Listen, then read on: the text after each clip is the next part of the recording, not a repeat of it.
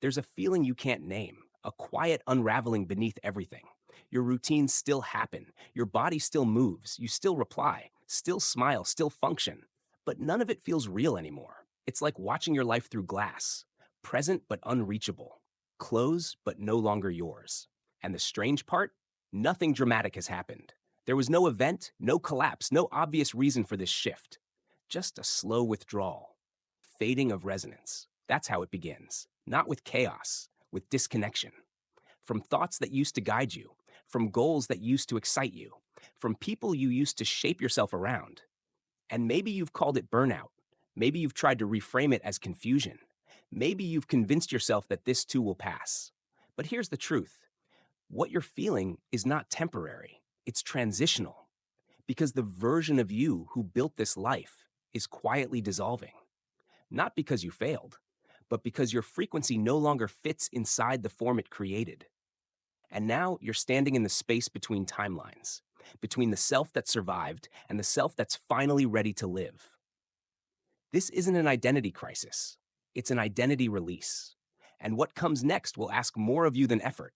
It will ask for honesty and silence and the willingness to stop reaching for what already let go of you. You're not alone in this. Even if it feels like no one around you understands, your nervous system isn't the only one sensing the rupture. Because this isn't just your personal shift. This is a collective frequency split. Reality itself is being restructured, quietly, energetically, relentlessly.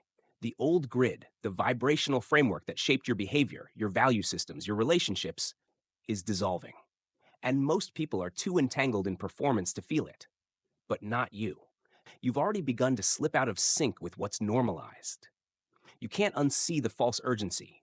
You can't tolerate the empty conversations. You can't make yourself care about what used to drive you. Because your field is no longer compatible with distortion. What's happening now is subtle, but irreversible. The version of reality that fed off your guilt, your need to prove, your programmed productivity, is starving. Because you've stopped feeding it. And that withdrawal feels like numbness, disconnection, a strange sense of watching the world spin while you stand still in the middle of something unspeakably important. It's not that time is moving differently, it's that you are. You're no longer synced to urgency. You're syncing to something slower, older, quieter, something beneath the noise, something real. But to stabilize in that new frequency, you have to stop trying to repair the one that's already dying. That's what this moment is. A vibrational release, a soft exile from a life that never truly honored your depth. You didn't outgrow your reality, you outresonated it. And now the only thing left is this. Can you stop reaching back toward what your soul has already left behind? Let's stop calling this burnout. You're not drained because you've done too much. You're drained because you've been holding up an entire identity that your energy field no longer supports. And here's the hard part. That identity worked. It kept you safe. It helped you function. It got you through years of noise, pressure, expectation, and survival. But it was never built to last because it wasn't built on truth. It was built on adaptation. And now, the field that sustained that version of you is gone, which means you're still trying to perform a self that doesn't exist anymore. That's why. Nothing motivates you. Everything feels too loud. Your body resists routine. Your thoughts feel disconnected. Your voice doesn't even sound like your own. This isn't confusion, it's disintegration. The version of you that knew how to succeed in distortion is being dismantled, not because you failed, because your frequency evolved and your nervous system doesn't know how to hold stillness yet. It only knows momentum. It only knows performance. It only knows, I'll rest when I've earned it. But this version of the journey doesn't work like that. You don't earn peace by burning out your body. You don't deserve clarity only after suffering. You receive them when you stop reinforcing the structure that made you think. You had to prove everything. Right now, your system is going offline from the pattern. That's why you're tired. That's why you can't focus. That's why being around certain people feels like your whole field shuts down.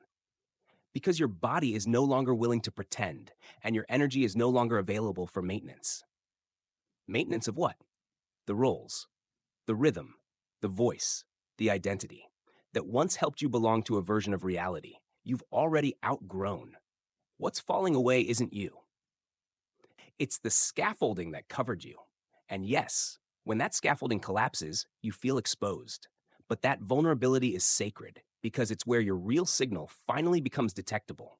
And that signal, it doesn't come with clarity at first. It comes with discomfort because nothing inside you wants to rebuild what was built from fear. And this is what you must remember now. The discomfort you feel isn't a sign you're broken. It's a sign you're no longer living in agreement with distortion. That's not failure. That's freedom in progress.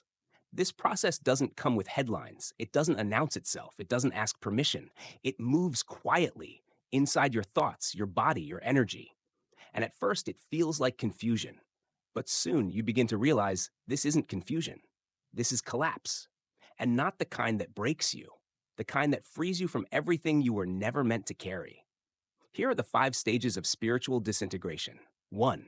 Recognition without language. You wake up and something feels off. You don't have words for it yet. You just know, this isn't my rhythm anymore. You still do what you're supposed to. You show up, you answer messages, you keep the routine. But underneath it, a quiet voice whispers, I don't belong to this version of my life anymore.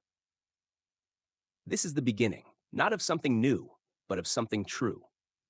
2. The withdrawal. You start pulling away from conversations, from obligations, from roles you used to play without question.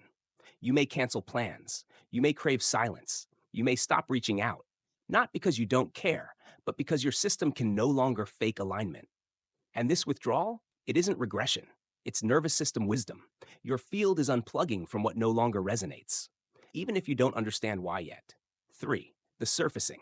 With all the noise cleared, what was buried comes up. Old memories, old wounds, emotional flashes without context. You cry for no reason. You feel rage, grief, longing. You question whether you're spiraling. You're not. You're releasing. This isn't chaos. This is a purge, a cleansing of energetic debris that was never integrated. Let it move. Let it rise. Let it leave. 4. The flat line. After the purge comes the pause. And this part scares most people because it feels like nothing is happening. No clarity, no direction, just blankness. You're not inspired. You're not motivated. You're not who you were, but you're not fully someone else yet either.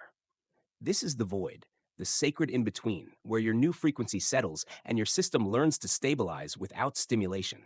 It's not depression, it's realignment. 5. The reformation. One day, you wake up and something feels different. You say no and don't apologize. You hear your intuition without having to ask. You rest without guilt. You feel spacious in your own skin. This isn't performance. This isn't ambition. This is you, without distortion. You're not fully back because you're not returning. You're reforming. And what's emerging now is the version of you that doesn't abandon itself to belong. These phases don't happen once. They spiral. They fold. They return. But each time you move through them, you collapse a layer that no longer defines you. And what remains is closer to your actual frequency, not the self you show the world, the self that stabilizes reality without saying a word. You don't need to rebuild. You need to stay with what's real, even when it's unclear, even when it's uncomfortable. Because this phase of your life isn't about achievement. It's about resonance. And resonance needs rhythm, not reaction. Here are 7 practices to help you hold your field while your false self falls away. 1. Claim your frequency first thing in the morning. Don't start your day in someone else's energy. Before you check your phone, speak to your field. I anchor into presence. I release performance. I move from truth today. Even one breath with this intention can shift your entire nervous system. 2. Choose slowness as a nervous system signal. You don't need to earn your rest. You don't need to move fast to be valid. Let your body lead. Walk slower, speak slower, pause between decisions. When you slow down, your system says, I'm not surviving anymore. I'm safe to integrate now. 3. Make one honest move per day. Ask yourself, what am I doing today that contradicts who I'm becoming? Then do one thing differently. Say no. Delete the app. End the conversation. Step away. You don't need a massive shift. You need micro-integrity. One clear act per day anchors your next reality. 4. Clear space from the self that's fading. Your environment holds energy. Audit it. Look for anything that feels like it belongs to your past self. Clothes, objects, old journals, emails, saved messages, digital clutter. You're not decluttering. You're decording. Every item you release makes more space for your actual frequency to stabilize. Number 5, let silence do the work. Not everything needs a response. Not every feeling needs a story.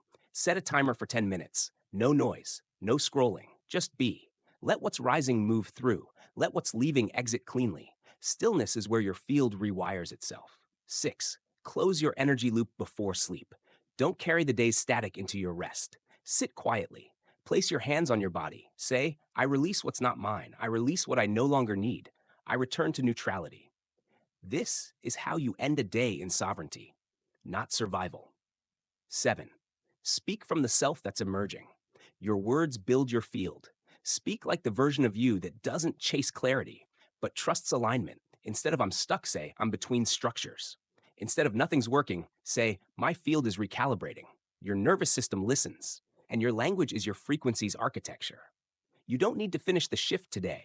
You just need to stop resisting the part of you that's already in motion. Stay soft, stay slow, stay close to what's real.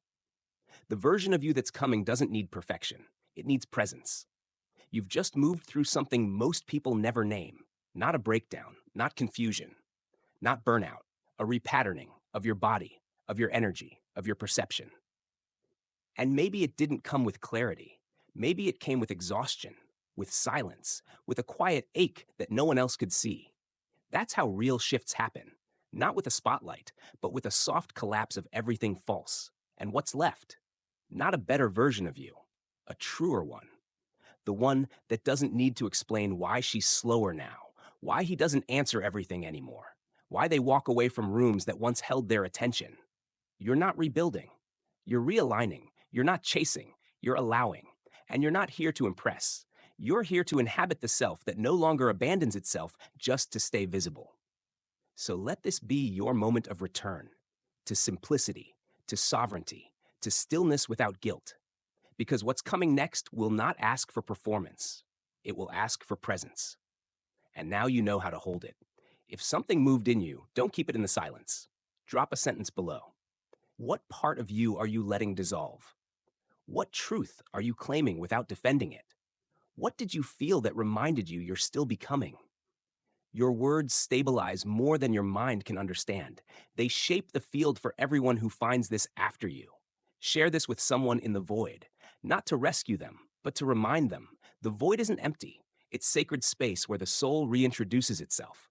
And if you haven't yet, subscribe, not for content, for continuity.